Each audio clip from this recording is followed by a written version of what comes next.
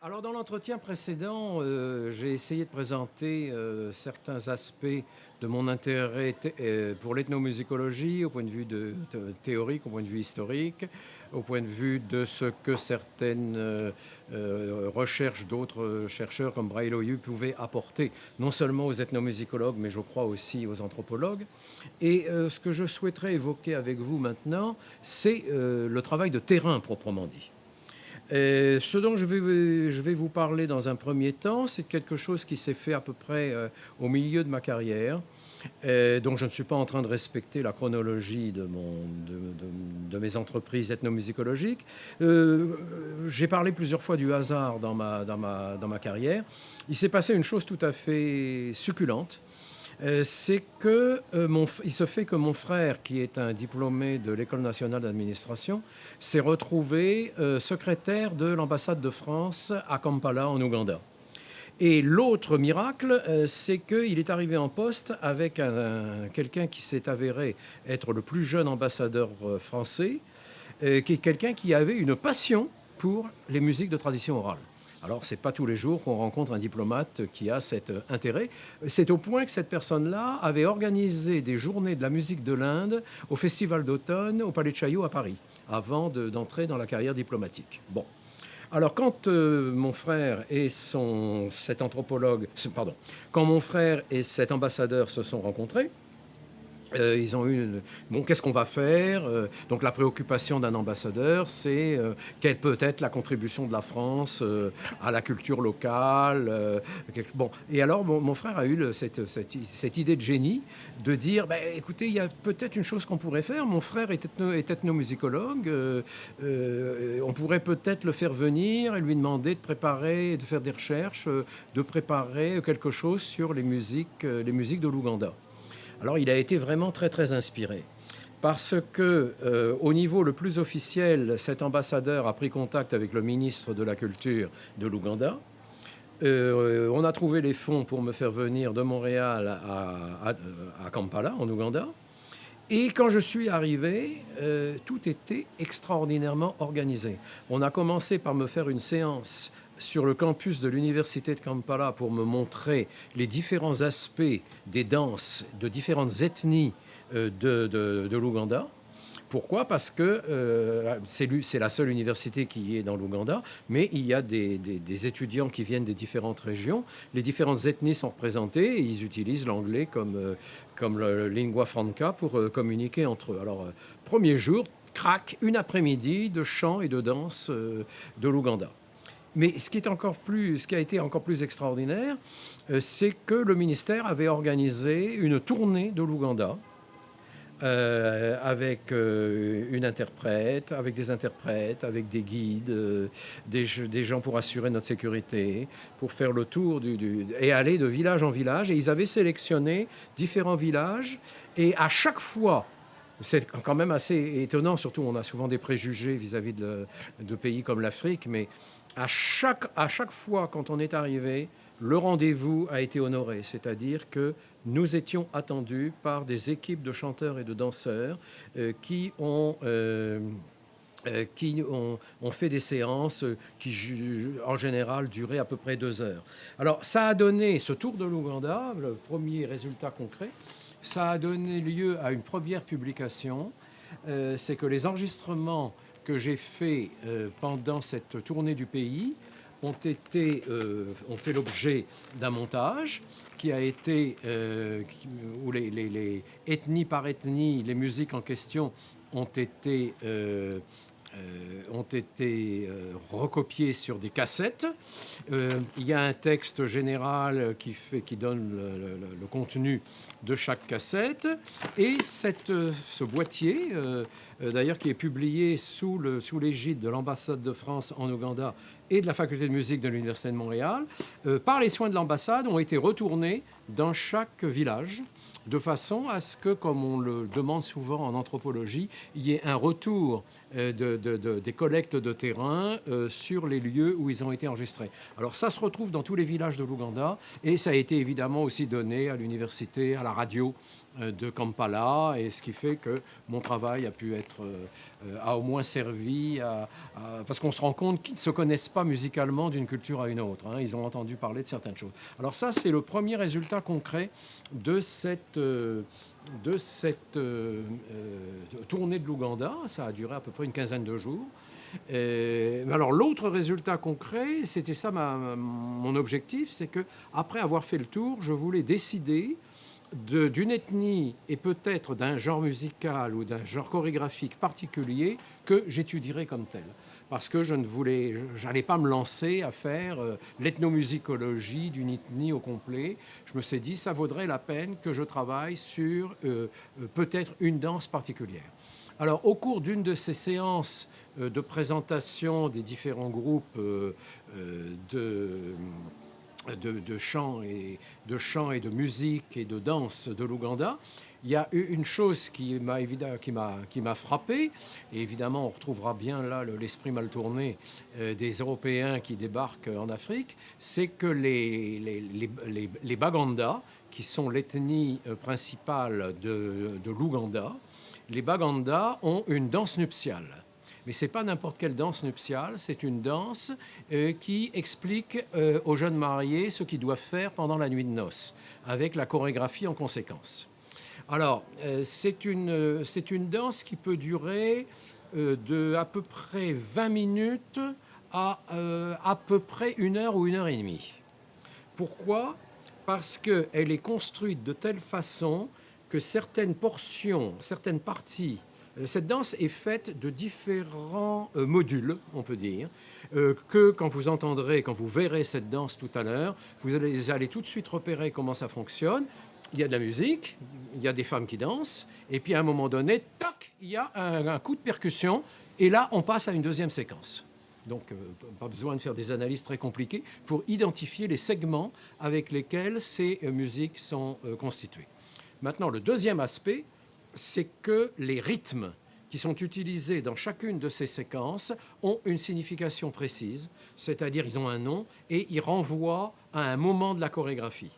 Alors, pour faire les choses très très simples, la première, c'est comme nous sommes joyeux de venir participer à cette danse. Bon, il y a un nom dans la langue, dans le Luganda, dans le nom de l'ethnie, etc. Et le motif rythmique qui est utilisé dans cette première séquence est clairement identifié.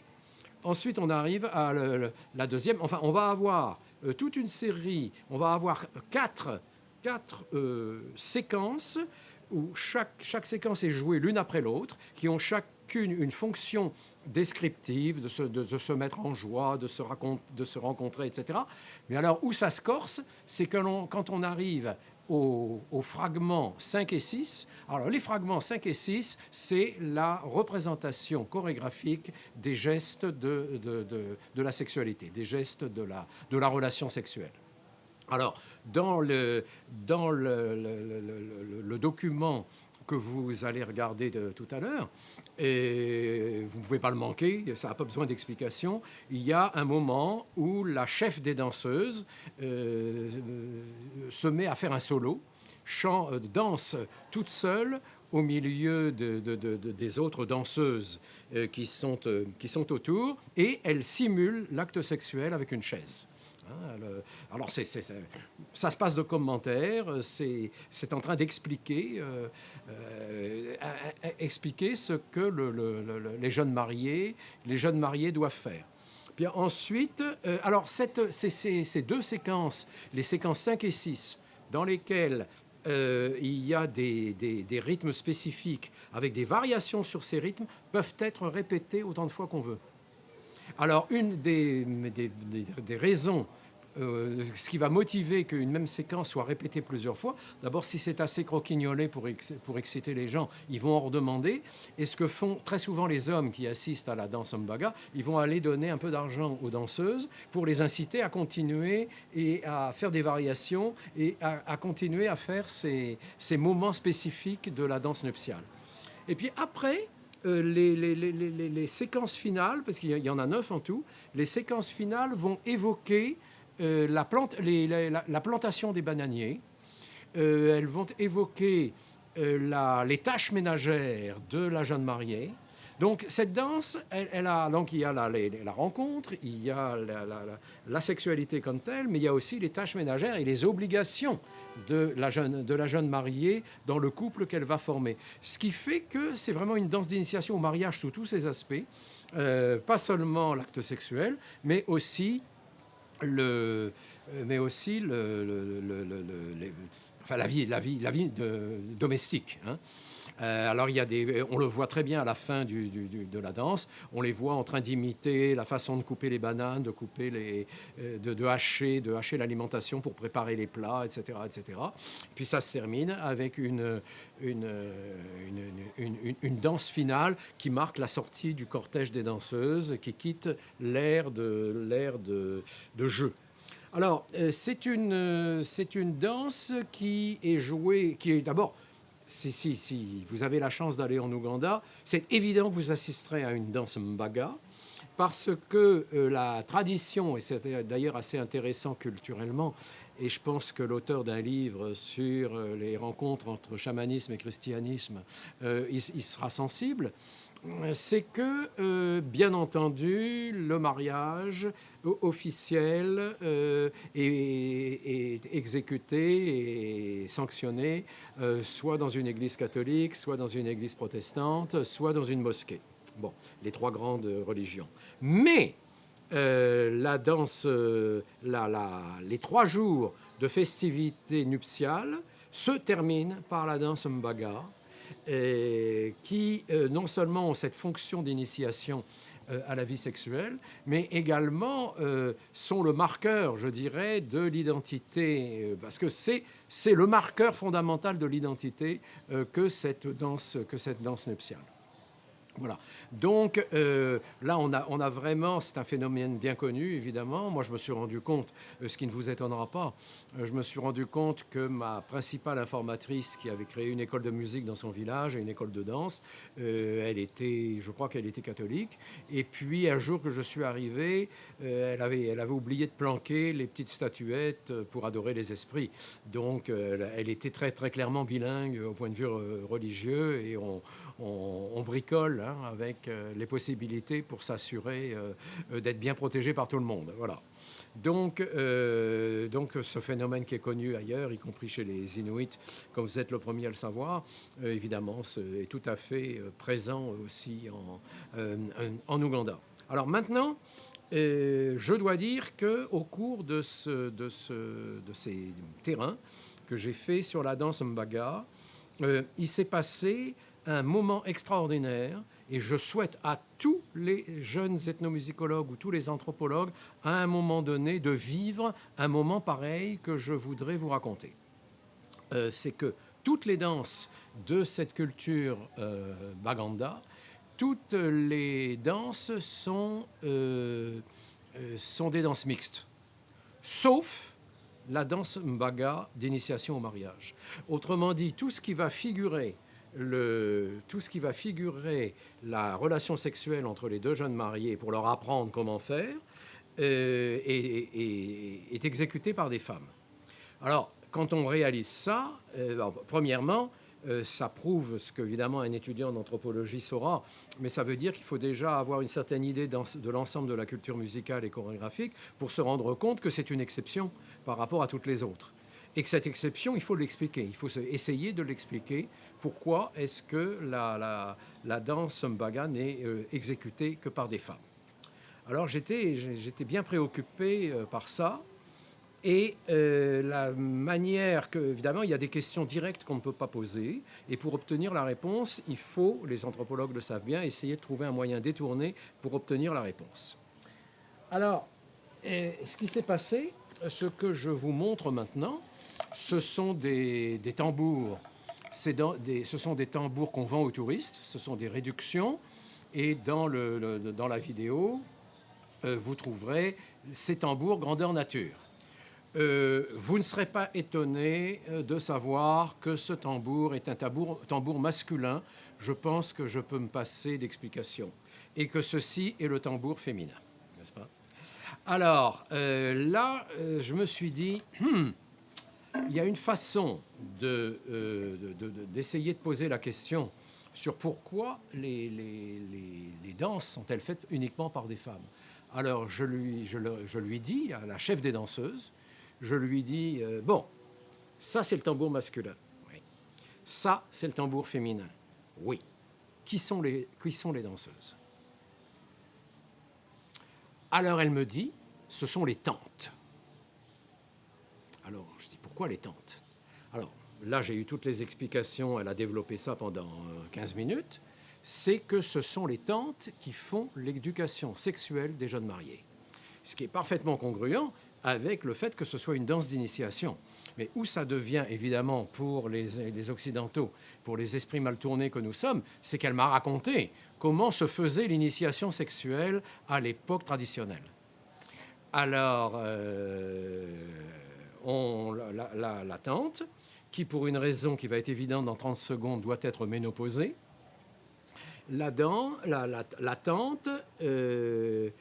bon, les trois personnes, les deux jeunes mariés et la tante se retirent dans un endroit discret et la tante fait l'amour avec le jeune marié en lui expliquant, lui tapotant les fesses, les cuisses. Non, non, non, ça va pas du tout. Il faut que tu bouges un petit peu plus. Si tu fais pas ça, ta femme va pas être contente. Puis il y a cette idée chez les Baganda que un acte sexuel réussi garantit qu'on va avoir des enfants. Alors en fait, on retrouve une raison religieuse. C'est que ce qui est fondamental dans le mariage conçu traditionnellement, c'est d'assurer la transmission du clan ou de la famille et que l'esprit des ancêtres, par ce moyen, soit transmis aux jeunes générations. Donc la réussite de l'acte sexuel, en fait, c'est aussi quelque chose d'essentiel du point de vue religieux, n'est-ce pas? Alors, donc la tante fait l'amour avec le jeune marié. Bon, on attend un certain temps pour qu'il reprenne ses esprits, si j'ose dire. Et ensuite, elle invite le jeune marié à faire l'amour avec sa femme, toujours devant elle. Et alors là, elle fait les explications à la jeune mariée en lui disant non, non, non, tu bouges pas assez les hanches, beaucoup plus de mobilité dans les fesses, etc. Et voilà.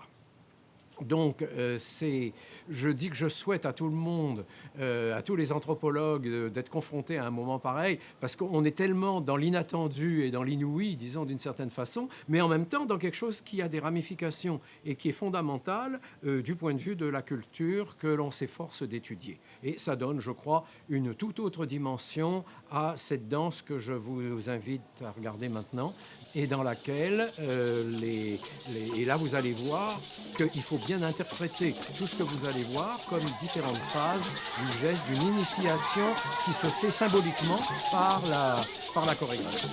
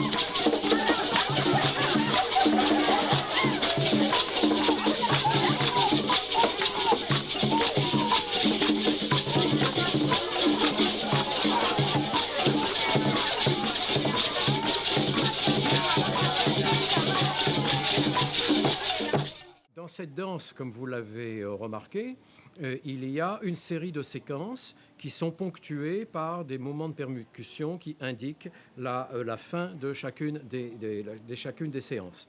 Je vous ai raconté avant comment se déroulait concrètement l'initiation des jeunes mariés par la tante, et que cette danse était l'imitation symbolique et chorégraphique de quelque chose qui se passait réellement dans l'éducation des jeunes gens. Alors, ce qu'il faut voir, bien entendu, c'est que sous l'influence de la christianisation ou de l'islamisation de l'Ouganda, ces pratiques ô combien moralement condamnables de l'initiation in situ faite par la tante avec les jeunes mariés avaient disparu. Par contre, ce qui est resté, ce qui est souvent le cas dans les rituels, c'est qu'on peut très bien continuer à faire le rituel sous la forme d'une danse qui respecte les règles de fonctionnement de ces danses, des enchaînements des différentes séquences, de l'utilisation des instruments de musique. J'ai fait allusion au fait que les tambours étaient porteurs d'un rythme particulier qui correspond à un élément de la chorégraphie. Il y a aussi d'autres instruments que je n'ai pas commentés, mais que vous avez entendus, et qui sont des xylophones, des petits violons, etc., qui viennent créer un espèce de tissu musical qui supporte ce que font les tambours. On peut exécuter la danse mbaga uniquement avec 2 tambours, mais les Baganda aiment beaucoup, disons, la richesse d'une exécution de la danse mbaga se fait avec l'ensemble instrumental qui est là. Donc ces éléments du rituel et de la performance chorégraphique et musicale a pu se poursuivre indépendamment du fait que l'initiation concrète des jeunes mariés par la tante est disparue. Et il y a même un élément très important de la façon dont cette danse fonctionne, étant donné que chacun des rythmes correspond à un élément de la chorégraphie. Il se fait dans la façon dont la danse fonctionne que et là c'est très important du point de vue des rapports de pouvoir entre les hommes et les femmes, que qui est-ce qui va au fond décider de quelle chorégraphie, à partir de la danse numéro 5, puisque les 4 premières sont fixes, 1, 2, 3, 4. Quand on arrive à la 5e, ça peut être 5, 5, 5, 5, 6, 5, 6, 6, 6, 6, 5, et même on peut revenir en arrière, 6, 2, 4, etc. Qui va décider de quel moment du répertoire de ce dont on dispose faire la danse, qui va en décider? C'est le chef des tambourinaires. C'est le chef des tambourinaires qui va, à un moment donné, décider de jouer tel rythme. Et la chef des danseuses, elle sait que le rythme qu'elle entend doit déclencher tel type de chorégraphie. N'est-ce pas? Donc là, on voit bien comment s'articule la collaboration entre le chef des tambourinaires et le chef des danseuses, parce que c'est elle qui tout de suite va initier les gestes, va commencer les gestes faits par les danseuses. Les autres danseuses, elles doivent suivre leur patronne, n'est-ce pas? Et évidemment, nous, enfin le public, a l'impression de quelque chose qui se déroule de manière continue, alors qu'en fait, le tambourinaire a le pouvoir de décréter. Alors, moi, on m'a raconté des choses qui sont très très intéressantes. Quand il y a un tambourinaire qui n'aime pas telle ou telle danseuse, il va faire exprès de ne pas utiliser tel motif pour l'empêcher de danser. Ou il va faire telle séquence ou répétition de séquences beaucoup plus courtes pour favoriser une danseuse plutôt qu'une autre. Donc il a tout le pouvoir sur l'exécution complète de la danse, et y compris le choix des danseuses qui vont venir meubler, enfin actualiser la danse. Et ceci se fait par l'intermédiaire de motifs rythmiques qui ont une signification précise pour les tambourinaires d'abord, et pour les danseuses par l'intermédiaire de leur chef. Ah, alors si, j'ajoute un mot. Je pense qu'avec une démonstration évidemment comme ça, on voit que... moi, je donne le conseil évidemment aux anthropologues, même s'ils ne connaissent pas la musique, de faire des enregistrements des musiques qui sont jouées sur leur terrain. même s'ils ne la connaissent pas et qu'ils ne savent pas comment la traiter. Mais j'imagine un anthropologue non musicien débarque à Kampala, est confronté à cette danse, qu'il la trouve aussi fascinante que je l'ai trouvée. Il peut très très bien enregistrer le matériel, le montrer à un collègue, et puis décider de faire une mission conjointe avec quelqu'un qui aura la compétence ethnomusicologique pour traiter de ce genre et faire progresser la connaissance. Il y a un exemple que je citerai. Roberta Maillon est une femme qui, je crois, a fait un petit peu de solfège. Elle est une grande mélomane et elle connaît un petit peu la musique. Mais elle ne se mêlerait jamais d'analyser la musique. Par contre, quand même, ce qu'elle a fait, c'est qu'elle a fait un disque de musique des régions mongoles qu'elle a fait publier, qu'elle a offert. Elle a offert les bandes à Gilbert Rouget au Musée de l'Homme et elle a enrichi les collections d'enregistrements du Musée de l'Homme avec des choses qu'elle a enregistrées sur le terrain. Du côté des Inuits, Hassan Balixi a été un des premiers à enregistrer les jeux de gorge des femmes inuites, sans savoir effectivement trop comment ça fonctionnait, mais il a très très bien fait de faire ces enregistrements parce que c'est après que je les ai entendus chez lui dans des circonstances que je vous raconte dans le prochain enregistrement que j'ai décidé de plonger dans l'étude de la musique des Inuits.